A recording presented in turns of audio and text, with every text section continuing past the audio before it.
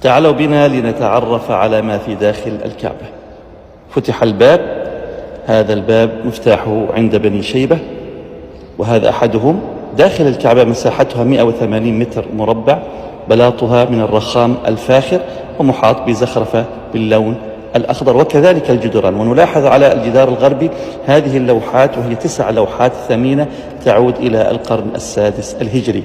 هنا في هذا الجدار وبجوار باب التوبة هذه اللوحة في عهد الملك خالد وضعت عندما تم تجديد السلم الذي يصعد به إلى سقف الكعبة، وهذه أيضا إحدى اللوحات وهي مكتوبة بخط الكوفي. سقف الكعبة وأيضا الجزء الأعلى من الجدار بارتفاع 5 أمتار كلها مغطاة بستارة باللون الأخضر ومكتوب فيها باللون الأبيض: لا إله إلا الله محمد رسول الله.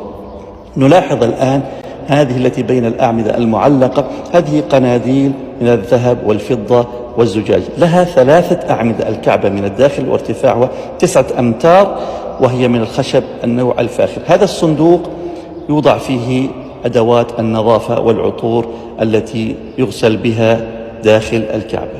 هنا في هذه المنطقة المكان الذي صلى فيه النبي عليه الصلاة والسلام في الجهة الغربية مقابل باب الكعبة. هنا أناس من الله عليهم وشرفهم بدخول الكعبة يصلون داخل الكعبة، ويجوز الصلاة إلى جميع الاتجاهات. نلاحظ أولئك كانوا يصلون إلى جهة الشمال، هؤلاء يصلون إلى جهة الغرب.